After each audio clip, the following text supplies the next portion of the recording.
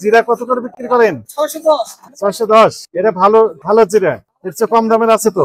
এই কম দামের বেশি দামেরটা আছে। লিখেছেন কত আপনি? 640। 840 লিখেছেন যে? 840 এটা, তাহলে এটা কত? কোথায় লেখা আছে? লেখা নেই, লেখা নেই। বুঝতে পেরেছেন অ্যাসোসিয়েশনের নেতৃবৃন্দ কোথায়? ওনারা চলে গেলেন কেন? এটা কোথায় মূল্য তালিকায় কোথায় লেখা আছে? আপনার বোর্ডে কিছু স্পষ্ট লেখা আছে যে ক্রয় মূল্য কত, বিক্রয় মূল্য কত? ক্রয় মূল্য দিতে হবে। কোটি কোটি টাকার ব্যবসা করছেন প্রতিদিন, আর এমন একটা দরিদ্র হত দরিদ্র একটা বোর্ড দিয়েছেন 2 লাইনের পর 3 লাইন লেখার জায়গায়। বোর্ড আর একটু বড় করা যায় না? যে কয়েকটা পণ্য বিক্রি করুন সবগুলো মূল্য তালিকা এখানে থাকবে। বুঝতে পেরেছেন? শুনেন, এই যে জিরার দাম জিজ্ঞেস করলাম, ওই মূল্য তালিকায় লেখা। টাকা খরচ করা লাগবে তো এই তালিকা দিতে এখানে ক্রয় মূল্যের মধ্যে সাপেক্ষে এইবার সতর্ক মূল্য জরিমানা করে জরিমানা ক্রয় মূল্য বিক্রি মূল্য একটা বোর্ড লাগাতে 500 টাকা খরচ করে একটা বোর্ড জায়গা করে লাগাতে। দিয়ে দেন। এই কাজগুলো আপনাদের, আমাদের কি বলবে? লং কত করে বিক্রি করেন? কোনটা লং দেখান তো একটু আমাদেরকে। লবঙ্গ 1300 লেখা আছে। আর এই 500। ওই পাশে দেখলাম যে পাইকারি বিক্রি করছে 405 টাকা কেজি। 405। আপনি 500 কেন? আপনি সরেন। ভিয়েতনামের ভালোটা, কোয়ালিটি ভালো।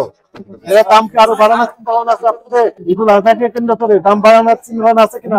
কাজ নেই তো, বাড়ানোর চিন্তা ভাবনা নেই, এভাবেই থাকবে। ব্যবসা নেতা করছেন যার একটু কমার সম্ভাবনা আছে। কোথা থেকে কিনেন? কিনেন এই মার্কেট থেকে, দাম এই মার্কেট থেকেই পাইকারি জন্য বিক্রি করেন।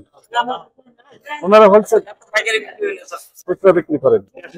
রাখবেন দাম 1230, এলাচি 4600, আর একটা 5000। এলাচি দাম একটু তুলনামূলক একটু বেশি, আগের বার একটু কম। এটা ফ্যাক্ট। আমরা চাই আরেকটু ভাই অবজারভেশন কি কুরবানি থেকে বাড়তে পারে। আপনি কাছে আসেন, এখানেই বলে দিই আমরা নাকি আমাদের কথা। মশলার যে বাজারে আমাদের অবজার্ভ করলাম, তাতে করে এই মশলার বাজারের যে স্পেশালি ঈদুল আজহাকে কেন্দ্র করে যে মশলাগুলো ভোক্তারা কিনে থাকেন, যেমন আমরা দেখলাম দারুচিনি, জিরা থেকে শুরু করে এলাচ, প্রত্যেকটা মশলার দাম আগের তুলনায় কমই আছে। ব্যবসায়ীরা বলছেন যে আগের যে মশলা বিক্রি করছেন, ব্যবসায়ী নেতৃবৃন্দ আমাদের সাথে আছেন। সামনের দিনগুলো এই মশলা দাম আরো স্থিতিশীল থাকবে এবং কিছুটা কম হওয়ার সম্ভাবনা রয়েছে, বাড়ার কোনো আশঙ্কা নেই। আমরা এটা বিশ্বাস করতে চাই এবং আস্থা রাখতে চাই। আমাদের পক্ষ থেকে কিছুটা নির্দেশনা দেওয়া হলো, যেখান থেকে ক্রয় করা হয়েছে ক্রয়ের ক্যাশ মেমো সংরক্ষণ করা, বিক্রি ক্ষেত্রে বিক্রি পাকা ক্যাশ মেমো প্রদান করা এবং কার্বন কপি সংরক্ষণ করা। একই সাথে ঝকঝকে তার থেকে সুন্দর একটা মূল্য তালিকা সম্পূর্ণ একটা বোর্ড, এটি দোকানের প্রকাশ্যে সহজে দৃশ্যমান স্থানে লটকে নির্দেশনা দেওয়া হলো, সেখানে ক্রয় মূল্য এবং বিক্রয় মূল্য উভয় মূল্যই যেন থাকে, এরকম নির্দেশনা দেওয়া হলো। আমরা আশা করছি যে ব্যবসায়ীরা এই নির্দেশনা মেনে কার্যক্রম পরিচালনা করবে। রমজানের মধ্যে কুরবানিও আমরা এটি প্রত্যাশা করছি ইনশাআল্লাহ। এই বিষয়ে আমাদের যে ব্যবসায়ী মশলা ব্যবসায়ী সমিতির নেতৃবৃন্দ আছেন, ইনারাও কথা বলবেন, ওনাদের কাছ থেকে আমরা একটু শুনতে পারি। আপনি বলেন। রমজানের আমরা আশাবাদী যে ইনশাআল্লাহ অলরেডি অনেক এলাচিও 200 টাকা কেজি বেশি করে গেছে। তারপর জিরা আমরা আশা করছি ইনশাআল্লাহ কমে যাবে। আচ্ছা, একটা প্রশ্ন ছিল, সেটি হচ্ছে যে রমজানকে ঘিরে অনেকেই কৃত্রিম সংকট তৈরি করতে চেষ্টা করে, সেই ক্ষেত্রে আপনাদের দিক থেকে বলতে পারবো না যে আমাদের এখানে সিন্ডিকেট হয়, সিন্ডিকেট নেই আমাদের এখানে। বাজারে চাহিদা অনুযায়ী আছে, তবে আমাদের যে অভিযান সেটি অব্যাহত থাকবে। আপনি আপনার সাথে তো আমরা সবসময় সাহায্য সুবিধা করার জন্য আসি।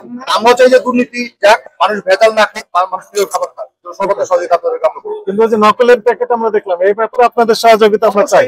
আমরা একটা দূরে আমরা ধরলাম, আমাদের কাছে তথ্য ছিল এই কারণে, কিন্তু আমাদের তথ্যের বাইরেও অনেক জায়গায় এগুলো তৈরি হচ্ছে। তো তাতে করে কি হচ্ছে, যে সব ব্যবসায়ী ওনারা মায়ের খেয়ে যাচ্ছেন, ওনারা ইনাদের সাথে কম্পিটিশনে তুলতে পারছেন না। নকল প্যাকেট দেওয়া যাচ্ছে যে নকল ভর্তি করে বলছেন যে অমুক ব্র্যান্ডের, না অমুক ব্র্যান্ডের, তারা হচ্ছে ব্র্যান্ড।